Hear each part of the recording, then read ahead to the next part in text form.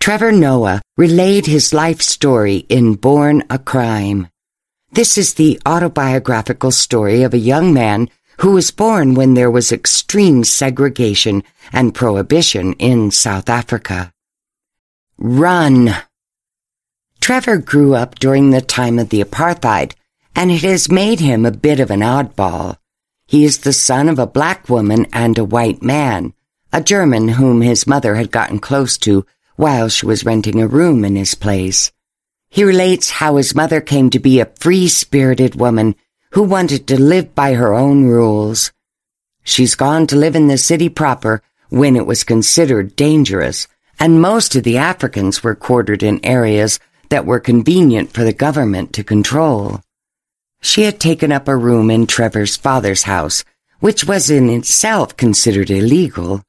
She used a maid's uniform as her disguise, but still had some run-ins with the police since she didn't have the ID that stated that she had a job in the city proper. She had taken up typing, which seemed futile in the beginning, since no one gave jobs like those to black women or even men.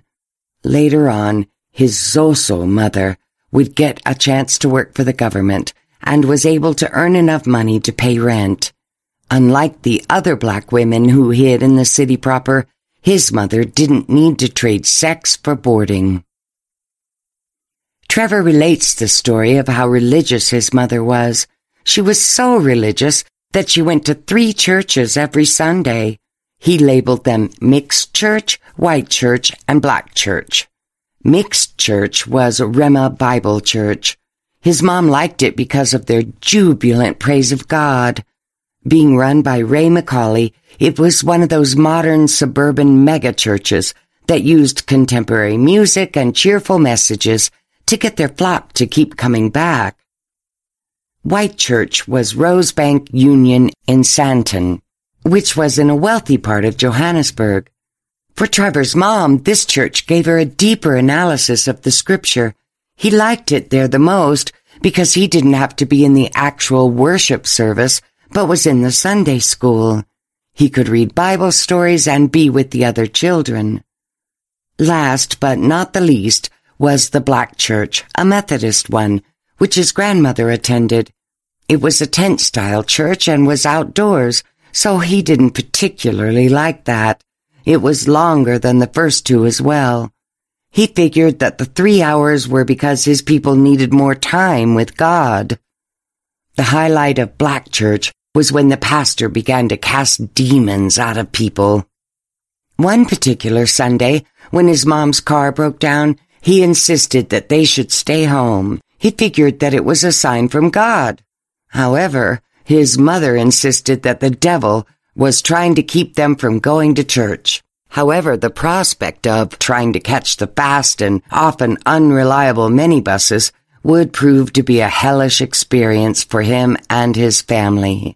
Trevor, his brother Andrew, and his mother went to the 3 churches, despite his protests. After they doubled back to White Church for a night service, the family found themselves in a place where practically no minibuses were passing. A kind person gave them a ride, but was soon stopped by a minibus. The Zulu men who got out of the minibus began to hurt the man because they thought he was poaching for passengers. The minibuses were unregulated and very turf-sensitive. Trevor's mom stopped them from hurting the man further by telling them that she would get on the bus. Once they were inside the bus, the driver berated his mom for getting into someone's car. Being with Trevor made things worse, since the man had more reason to call his mother a slut who sleeps with random men. The cultural animosity and stereotypes of the Zulus towards the Xhosa women fueled their debate. In the beginning, his mom was talking back. When the driver threatened her that she would regret her actions, she changed tactics and asked to be left off. However, the driver was not willing to do that. Therefore, for the first time in his young life, Trevor was pushed out of the bus. He was sleepy and didn't hear his mother's instructions to get off by jumping. After she pushed him out and the half-asleep boy hit the ground and rolled, his mother jumped off as well. She made sure that Andrew was well protected. In the story, Trevor mentioned that he and his mom always won the races for the boys and for mothers in his school. The reason behind that was his mother usually went after him when he did something naughty and needed a scolding or a beating. This proved to be useful training for that day when they had to get away from the Zulu men who were threatening his mother. They ran so fast that the men just gave up their pursuit. They ended up in a gas station, contemplating and arguing about their ordeal. In Trevor's opinion, it was proof that what he said that morning was true. God was telling them not to leave the house that day. Nevertheless, true to form, his mother stood her ground and told him that it was all God's plan. Born a crime. Trevor talked about his family and the story of his birth in this part of the book. He mentioned his mother, Patricia Nambusela Noah, who was a strong-willed and stubborn Christian black woman. His father is Robert, a Swiss-German who was an expat in Africa. He rented out a room to his mother, and they developed a relationship that was both illegal and dangerous during an apartheid. Racial mixing was not allowed, most especially having sex with a black person if you are a white person. Although where Patricia was staying, people generally broke this rule. When she got pregnant, Robert wasn't that forthcoming with the idea that he wanted to be a part of her life. However, when Trevor was born, they tried to see each other in order for him to know his father. Patricia also got back in touch with her family in order to give Trevor a better sense of family. But because he is a symbol of their crime, it was difficult for Trevor to be seen with his mother or his father in public. They tried to go out together once before, but because he was young, Trevor ran up to his father and began calling him Daddy. Robert didn't have a choice but to run away. But the young boy thought it was a game. After that, he spent most of his time with his father indoors in order to avoid being seen together. It was difficult being with his mother as well. Therefore, she sought out the help of other black women to walk him to the park, and his mother wore a maid's uniform, so it would make sense that she was there. With his mother's family, it was more of the same. Since they lived in Soweto, he needed to stay indoors, since the militant police would find a less dark child an oddity and might take him away. It was dangerous for his family to have him move around.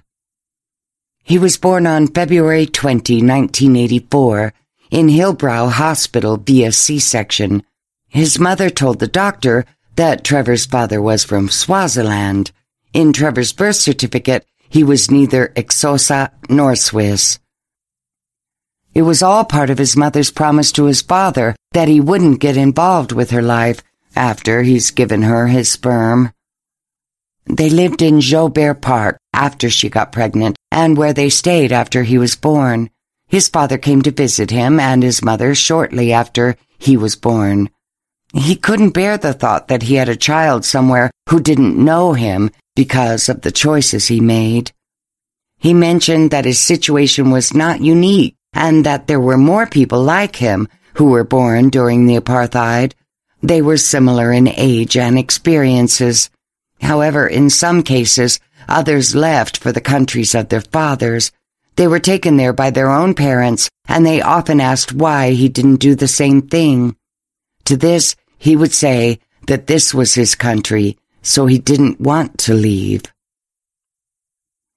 In a country that had religious South Africans, people held on to their ancestral ways as well. So it was not difficult to find people who pray to God, but also believe in a general superstition and practice rituals that were passed down on from generation to generation. It wasn't impossible to stand trial for murder for the death of an enemy, even if the reason for his death is coincidence and nature. Trevor, pray! Trevor described his life and the time he spent in Soweto. He stayed there with his mother at her grandmother's house during school holidays. His life was filled with women for several reasons. His father was white, and some of the men in his family, like his grandfather and uncles, were not particularly present for him to learn much from them. So, he was mainly influenced by his mother, grandmother, and aunts. Women held Soweto together, as the men were either off working in a mine, in jail, or exiled for fighting for a cause. Life in Soweto with the women meant that faith and activities were a big part of his days there. He described how he would participate in prayer meetings every night and believed the same thing as his grandmothers. He believed that because he was a child praying in English to white Jesus, that his prayers would be answered first. His grandmother often asked him to pray for everyone, and it made him feel like he was helping other people. He described how people lived and made their homes in Soweto.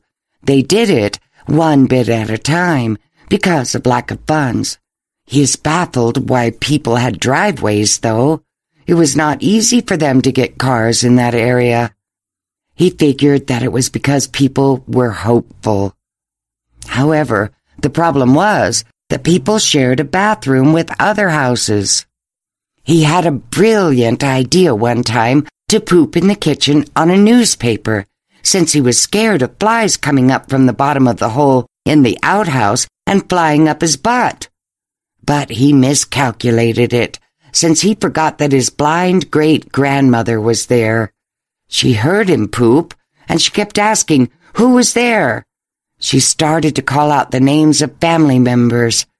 He finished his business and threw out his poop. His great-grandmother told the grandmother, and then later Trevor's mom, about the sounds and smell in the house. His mother found Trevor's poop in the newspaper. They were baffled who left out the shit in the newspaper in the dustbin. Because there was supposed to be no one there, his mother assumed that there was a demon inside the home. They went out to burn his shit because they thought it was the totem of the curse sent by someone. They asked people to pray and sing as well. Since people believed that if one person or house was bewitched, they had to ask the other people to do the same.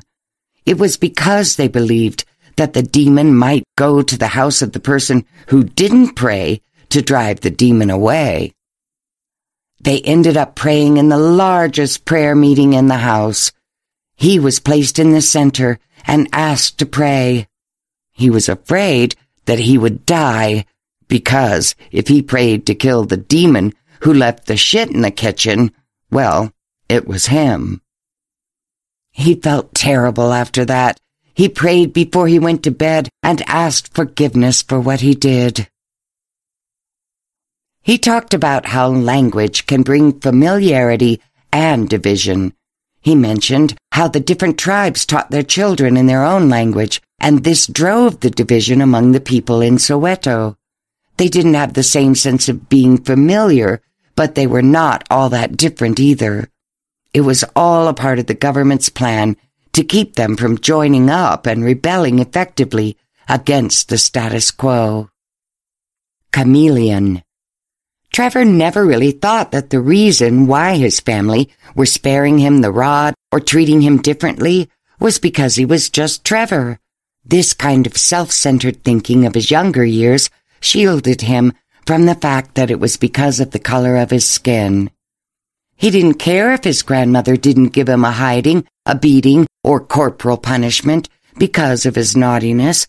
He didn't correct his grandfather when he kept calling Trevor master and asking him to stay in the back of the car instead of sitting up front. He had enjoyed being let off for things he did wrong. He was only afraid of his mother. However, because of the color of his skin, he did have a few unusual encounters with people. Children used to call him white, and he assumed it was only because they haven't learned colors properly yet. Some people would ask him where he was from, and he answered them in their own mother tongue. He learned from his mother and his family that language is a very useful tool in getting out of embarrassing or a dangerous situation. He learned Xhosa from his family, but English was the first language that his mother insisted that he learn and master.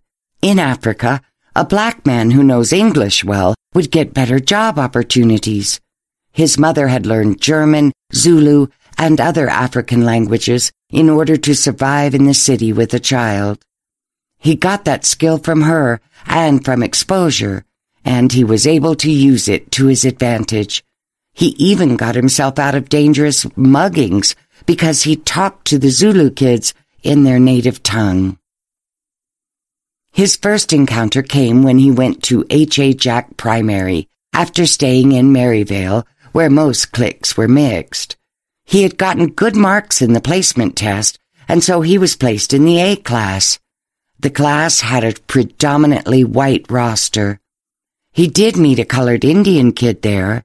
He had thought that the school had mostly whites since he had so many classmates who were white. However, when recess came, he found out that the blacks and whites were not in the same class. It was segregation that was causing him some confusion. Luckily, the Indian kid in his class took pity on him and took Trevor under his wing.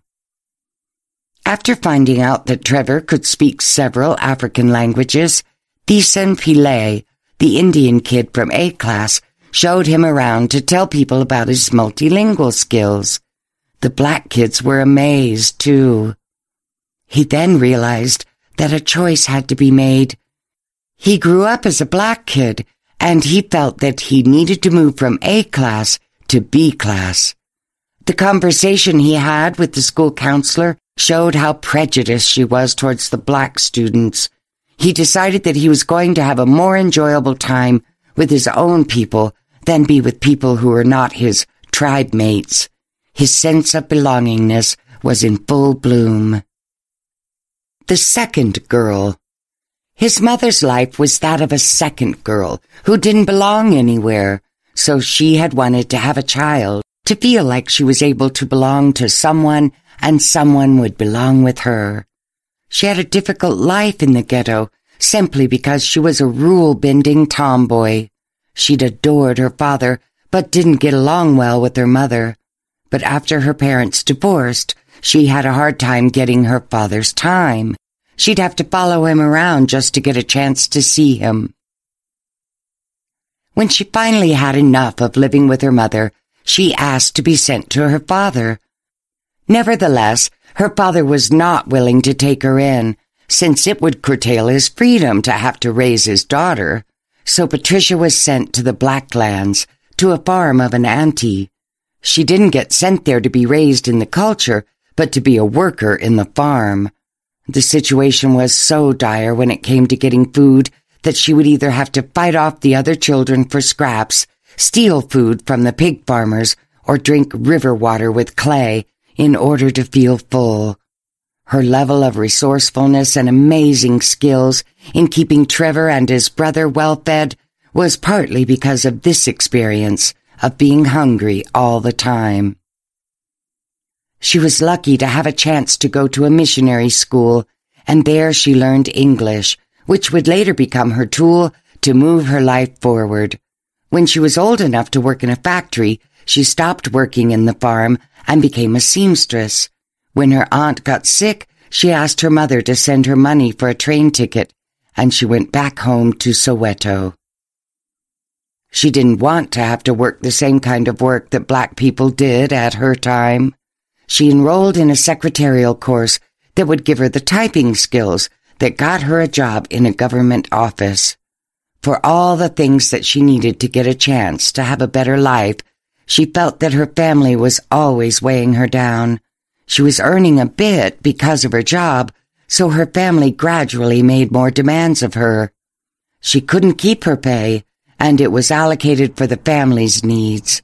This drove her to the drastic decision to move to the city proper and make a life for herself, independent of her demanding yet alienating family. She met interesting folks who helped her during this transition. It was a big leap and was overall dangerous to try to do those things that she did. She met helpful prostitutes and was able to earn the money to rent a room where she met Trevor's father.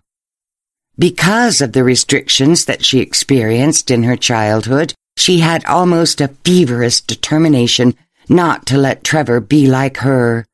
She encouraged him to think, but be disciplined as well. She welcomed new ideas and exposed him to the world outside of the ghetto. She considered it was a victory just to know that her son's worldview was bigger than hers when she was at his age. She let him see and experience things that white people saw and experienced. She encouraged him to have a good education as well, because people have already ingrained the racism done to them.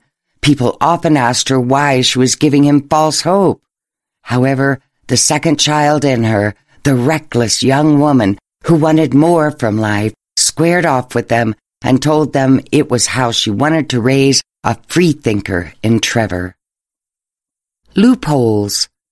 Trevor's relationship with his mother was that of a codependent cat and mouse chase. Patricia wanted to have a child who would love her unconditionally, but she realized that having a child was a very difficult task of unconditional love. She did suffer a lot while she was raising him. It was partially because of Trevor's free-spirited nature. He sated his curiosity and had a tremendous amount of energy.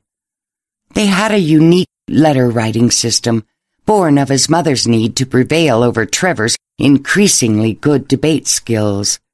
They would write each other back and forth about chores and issues. However, if the letters were not enough and Trevor became increasingly difficult to control, his mother did her best to give him a hiding. But it was difficult to do this because he would bolt and his mother had to run after him. So she had to be quick in administering her form of justice before he could become aware of what was about to happen. The list of the pranks and misadventures he had in school included eating the mass wafer and wine. He was irked that he was not allowed to partake because he was not Catholic. In other occasions, he removed all the magnifying glasses from all the overhead projectors and emptied a fire extinguisher into a grand piano. He even brought one of his knives to feel safe against a bully who was goading him that he would kill him. Needless to say, this earned him the chance to get a hiding from the principal. When he was daydreaming about how nice it would be to be hit so lightly by his mother, he couldn't help but laugh at that thought. Since that behavior can be seen in some cases of autism, the school required him to get checked out. In the 3 times his mother was asked to do so, Trevor always got cleared. He was just an energetic and creative child that didn't fit the environment that he was in. Being in Catholic school was similar to an apartheid with its absurd rules and centralized power structure. The institutions could break or bend the rules, but the students and employees had to follow everything to the letter or risk being punished. Trevor got an ultimatum from the principal, who asked if he was still wanting to stay in that school. He had seen it as his out and not as a motivation to get better. His mother had been okay with this change since she no longer had the scholarship support that Trevor was getting before, and it had been costly to send him to school. He found it odd that he could get away with things related to rules his mother didn't like as well. However, the peak of his naughtiness actually caused a house to get burned down. He was playing with the son of the housemaid in the white household that his mother's boyfriend was staying in. Although Trevor maintains that he never thought of burning or destroying things, he wanted to create something. The amazing thing about his mother is that he never got punished without knowing why he was being punished. Even though she gave Trevor hidings that he could not smile through, she made it clear to him that this was his punishment for something really bad that he did. It was never about inflicting pain, but a stern and physical reminder that if one wants to do well in life, one must suffer for their dream first. His mother was great in using mental manipulation and her own pranks at times. Trevor states that his poor grades and behavior were from his own mother, so she was the real culprit. He also believed that if you tell children not to do something, they would unconsciously do it the minute all adults are no longer in sight. So, he was just being true to his genetic code when he was not the type to behave well. His mother was basically the same as him in that respect. He earned nicknames for his behavior, like Terror, a wordplay for his name Trevor. His relatives, especially one uncle, would ask people not to leave him alone in the house. He became notorious in their area and among his family. He didn't care because of his belief that there was a scientific reason for the fire. He wasn't to blame for the straw bed catching fire. The heat of the sun was probably to blame. Foofy. Having a pet was a new experience for Trevor. His mother brought home a couple of kittens given to her by a co-worker. The problem with having a cat in a black neighborhood was the superstition that cats were witches, and all witches were able to shapeshift into cats. So having one in Soweto was out of the question. However, his mother thought that since they were living in a colored community, then it wouldn't be such a big issue. They raised the cats and let them roam free when they were big enough to do so. They thought that everything was okay until they got home to the cats hung by their tails, beheaded and mutilated. Someone had vandalized their wall with the words hex and witch. After that, they didn't have pets for a while. Then the dogs, Pink Panther and Foofy, came into their lives. Panther was Trevor's mom's dog, and Foofy was his dog. They always thought that Foofy was dumb as rocks, but it turns out that she was deaf. They would later find out that she also couldn't feel much pain due to another condition that she had. It was lucky that she didn't, since she got kicked around a lot by Trevor's stepfather and later had died from an injury that was caused by a burglar. Foofy was very special to Trevor. Both Panther and Foofy were half bull terrier and half Maltese. While Panther came out scruffy-looking, Foofy looked like a skinny bull terrier. Trevor adored her. He trained her and played with her all the time. However, one of her hidden skills led to a problem one day. Trevor and his mom always wondered how Foofy was able to get out of the yard and end up in the front gate when they got home. It turned out that Foofy was heading out every morning to another house and playing with a different kid. When Trevor found out about it, he tried to get Foofy back from the colored boy's house. She'd been living as Foofy and as Spotty, as the other kid called her, all this time. But since no one knew that she was deaf, Trevor just thought that Foofy had betrayed him for not coming to him when he called for her. He went home crying. When his mother got home, she went with him to the house where Foofy was. The mother of the colored kid lied that the dog was theirs. Despite showing evidence, the mom still didn't give up Foofy. After Trevor's mom paid her some money, the other mom relented. The other kid was devastated. Trevor was still hurt about the betrayal, but he later realized that it was a valuable life lesson. You cannot own the one that you love. He was happy to share the story about Foofy to anyone who experienced heartache and betrayal. Robert. Around the age of 24, Trevor's mom told him to go and look for his father. He didn't feel like he needed that. However, Patricia insisted that he go do that in order to get to know him. It was for Trevor to know who he was and let his father know the kind of man that he's become. For the longest time, his dad was a man named Robert. Calling him father or daddy was out of the question because of the apartheid and later because he'd gotten used to calling him by his name. Since he was also curious about whether or not his father was thinking about him, he tried to track him down through his old friend and connections. It was particularly hard since most of his friends had moved to Cape Town as well.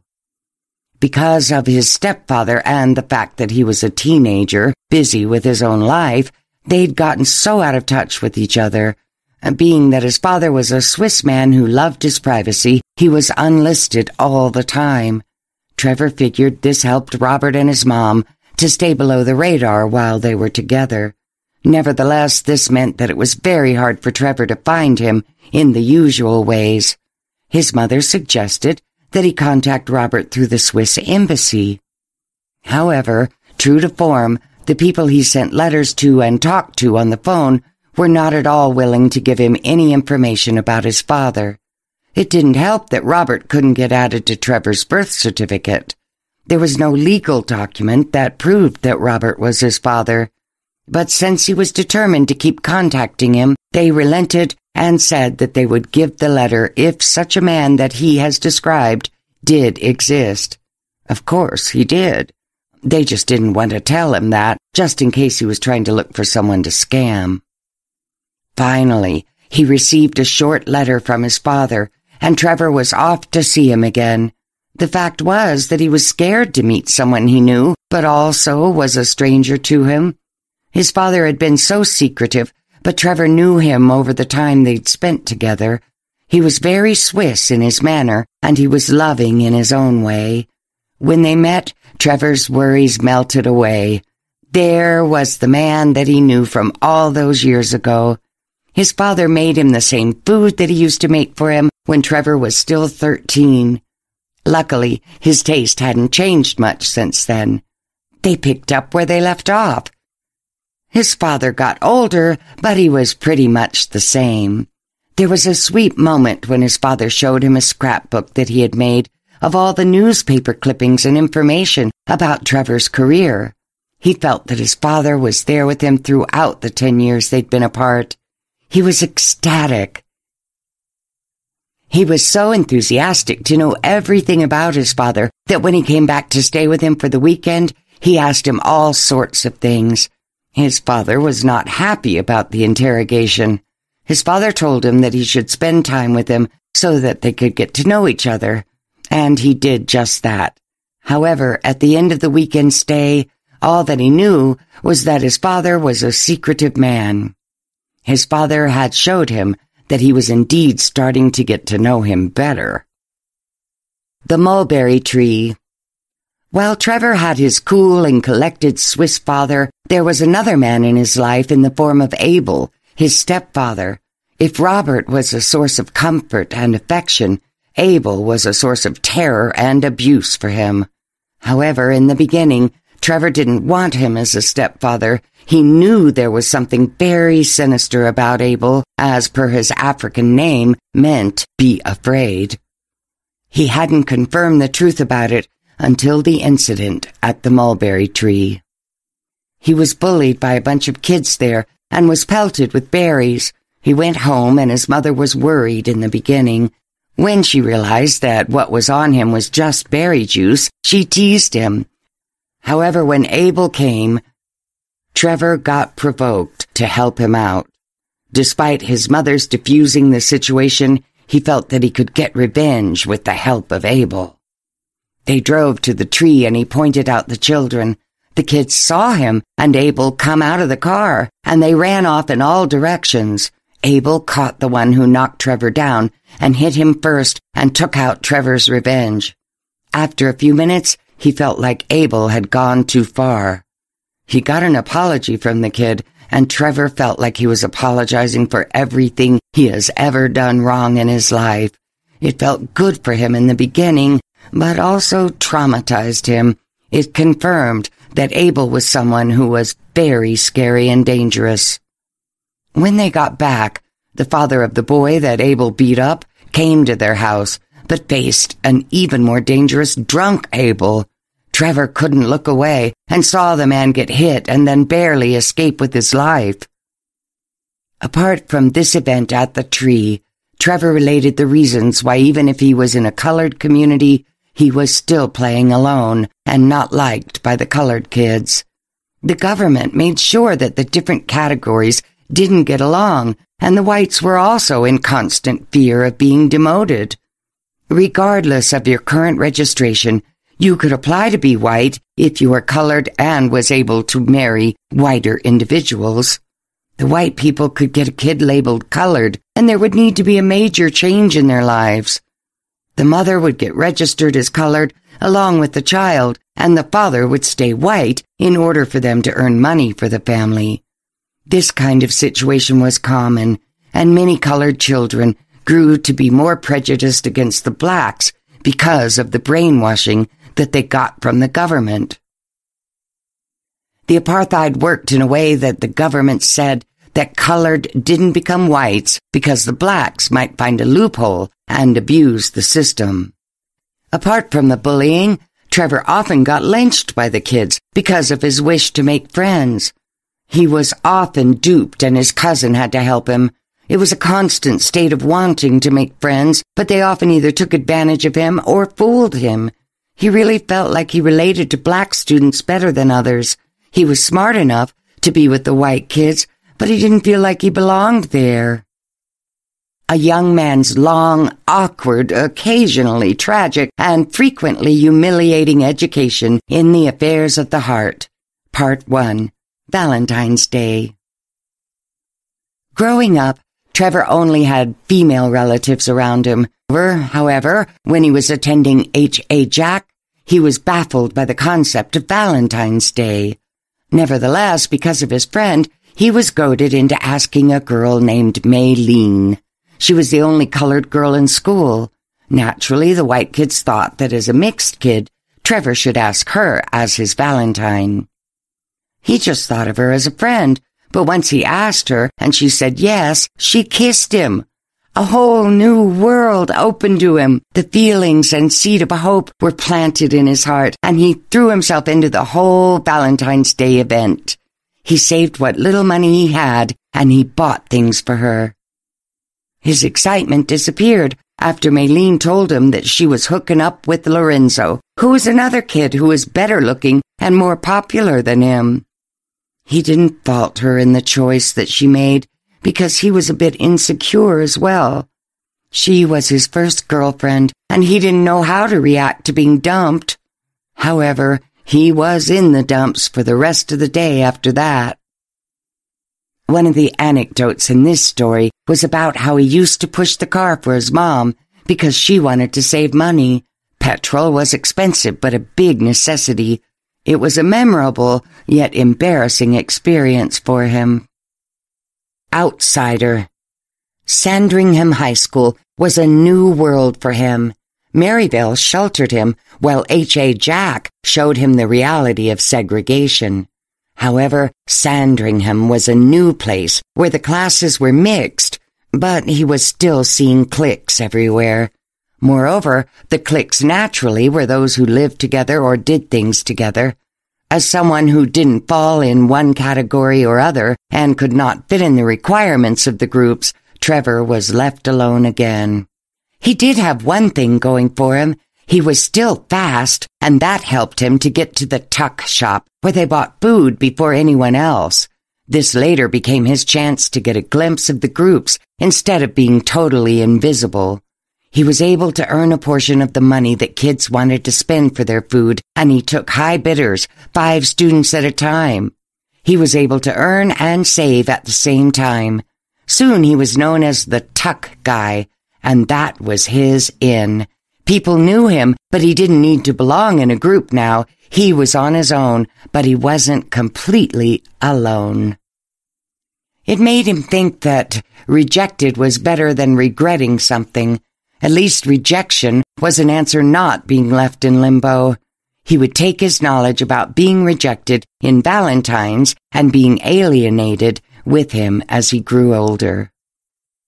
A young man's long, awkward, occasionally tragic, and frequently humiliating education in the affairs of the heart, Part 2, The Crush. Trevor had a crush on a girl named Zahira. He met her through another friend named Joanna.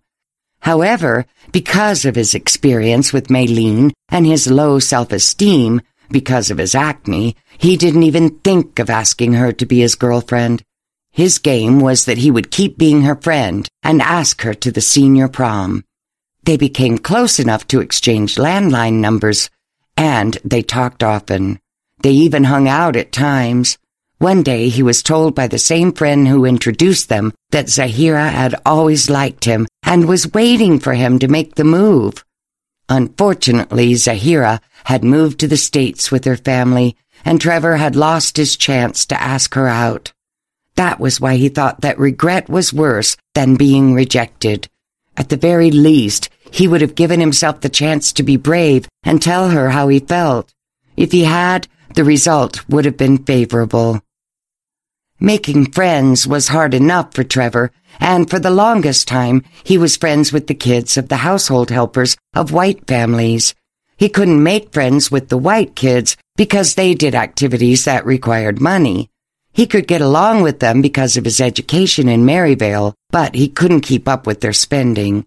Poor black kids and kids of the help matched well with them, since they could get in all sorts of trouble together and didn't feel like they were that much different from each other. Colorblind. The kid that he got along with the most was a kid named Teddy. They were Trevor and Teddy and understood each other very well.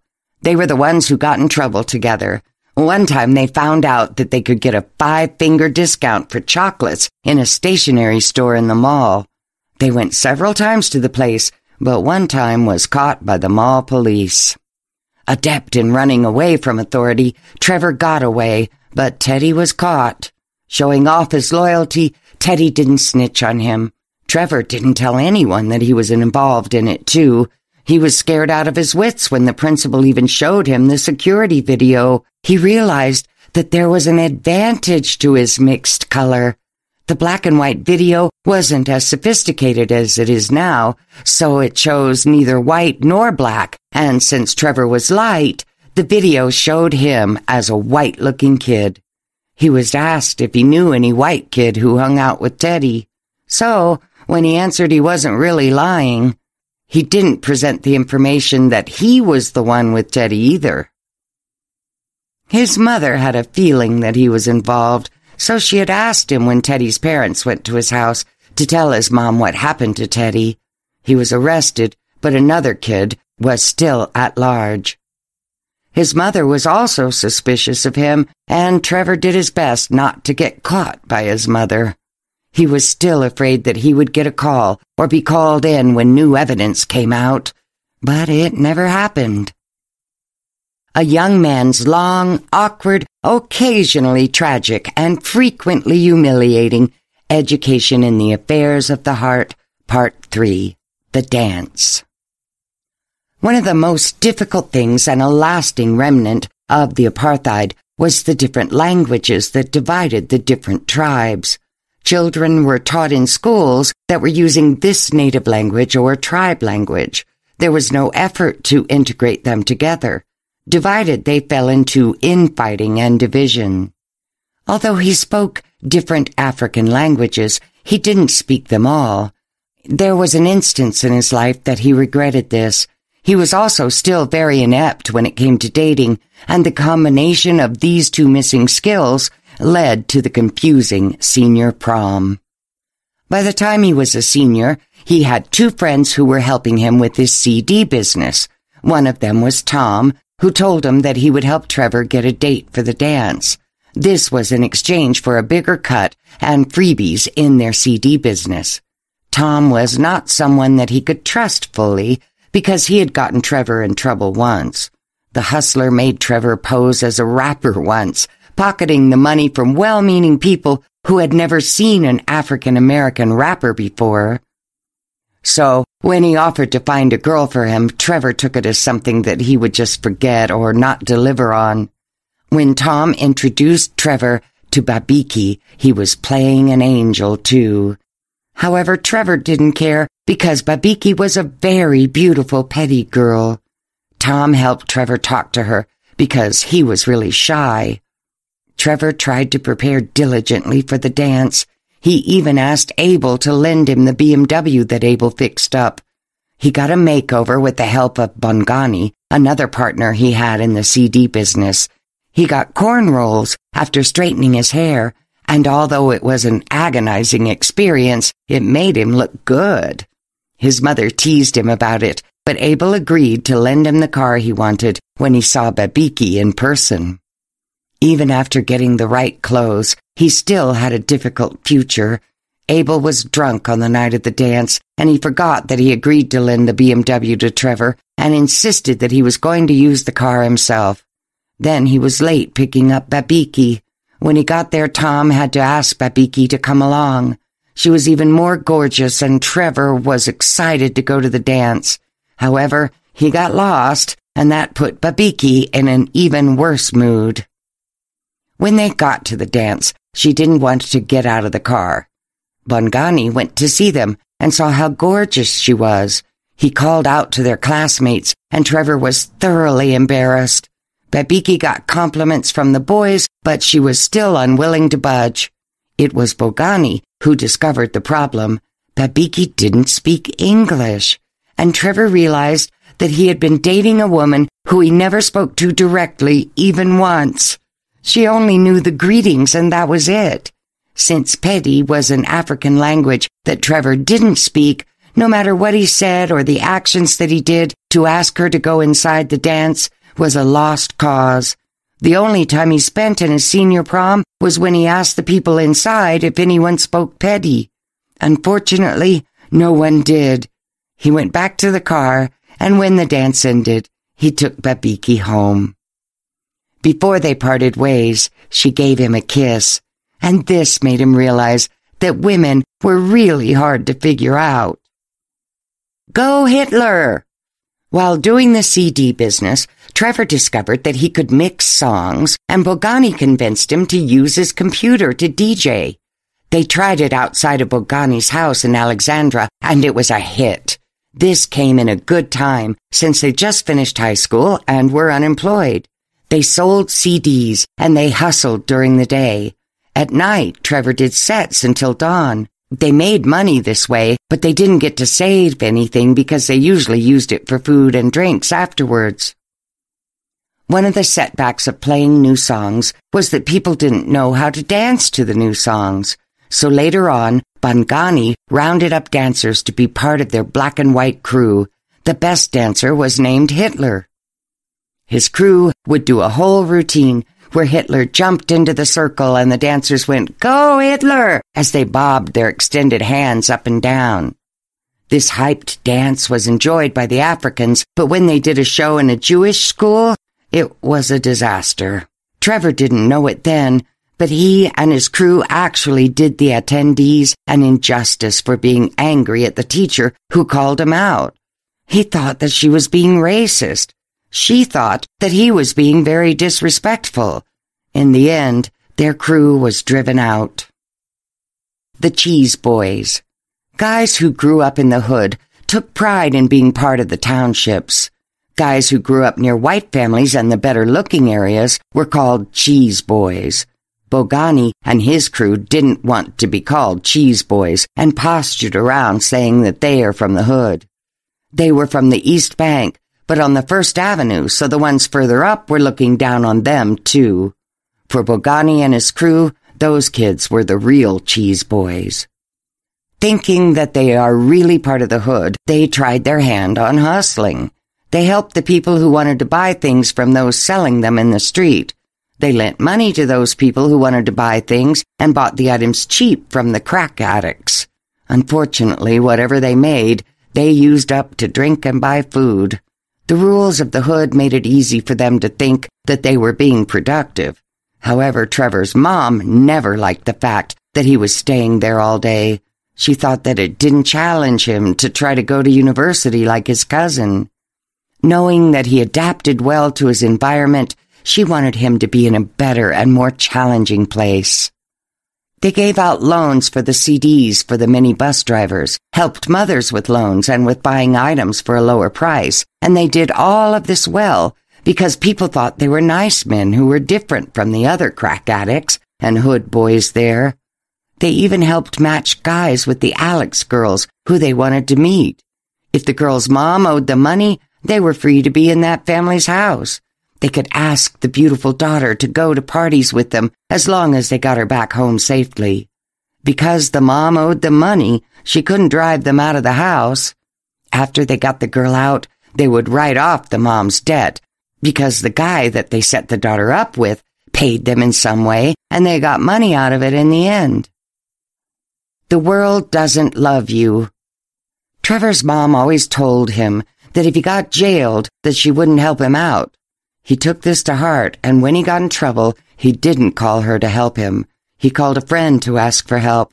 He had done this in the past, too. He would call his cousin or a friend instead of his mother. In the end, it was his mother who helped him out. She helped him get a lawyer, and the bail was also from her. His brush with the possibility that he would go to jail was when he refused to get help from his family. He got advice from a cop to get a lawyer and stay in the cell for the meantime. When he was there, he pretended to be a tough guy. However, when a large man came into the cell, he knew it was not going to be enough to pretend. Luckily, he was able to help translate for him and a cop. He became fast friends with the guy and even gave him the advice that he got from the cop. When he waited for his time in the court, he was terrified. He was once again in a place where he needed to choose which group he should go with, but this time it was more dangerous. If he chose wrong, then he would be making a mistake he would regret in prison. He had thought that going to prison was better than coming home to his family and getting a hiding at his age, but it was a glimpse of who he might spend time with that made him realize that prison was not the place for him. He was so rattled that when he got to the court, he answered the judge's inquiry of who he was incorrectly. He heard it as, "How are you?" He burst out in tears and said that he was not okay. The judge corrected him, and then the proceedings continued. It turns out that he was in good hands. His lawyer sorted things out, and his cousin was there with his bail money. When he got home, he found a disappointed mother instead of one that was ready to nag him to death. She was disappointed in him and asked him who he thought helped him out. That was when Trevor was told, "The world doesn't love you, but I love you." He had only focused on the fear that he would get in trouble at home, that he forgot that his mother loved him unconditionally.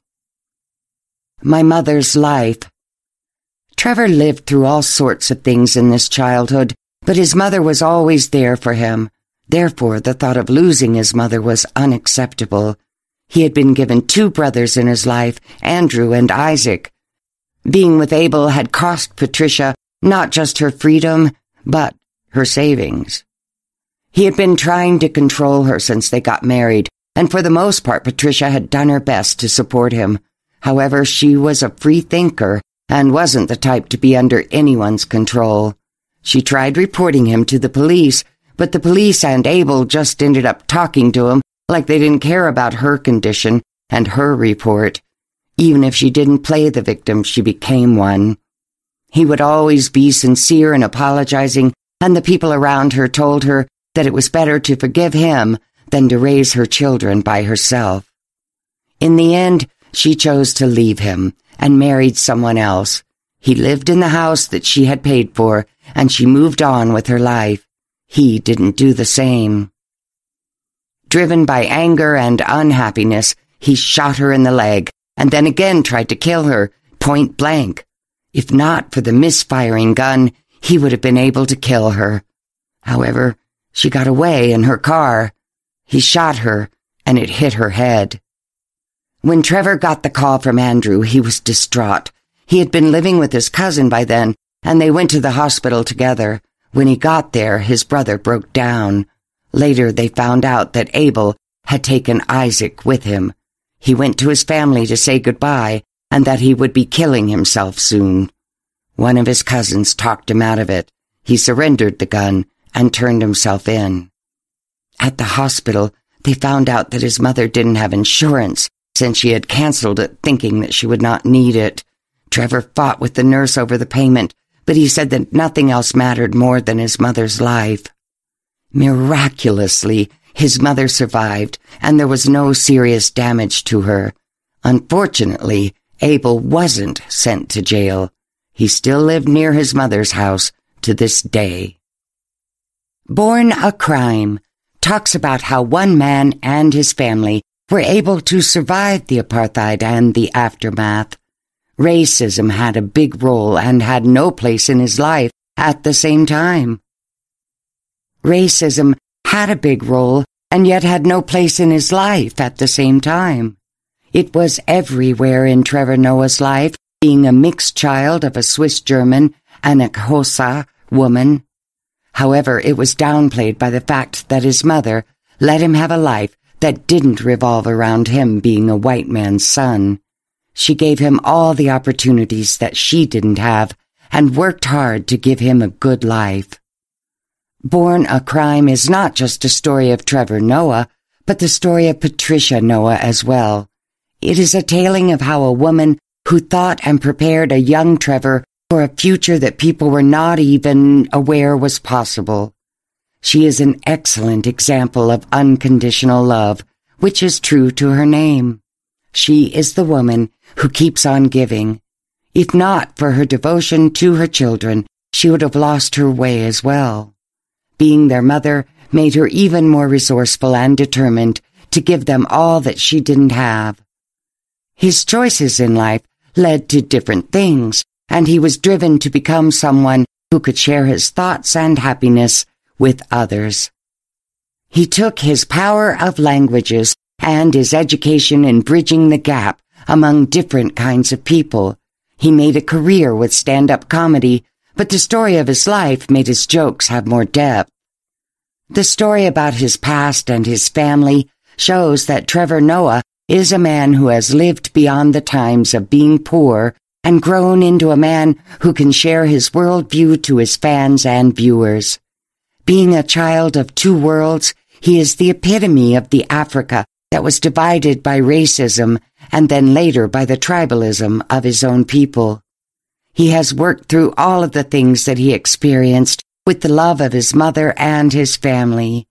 He has learned how to be a modern man in a world that was increasingly left in the past. His career shows that his mother raised an opinionated man with a great sense of humor that he got from her. He relays the layers of his past and his personality as he relates the smaller parts of his past that he has left behind. Although now he is a person who appears on stage wearing luxury suits, he had times when he was in baggy clothes and hustling in a township. He shows that he was someone who had constantly to reinvent himself to become the man that he is now. However, whatever he does, he is still his mother's son.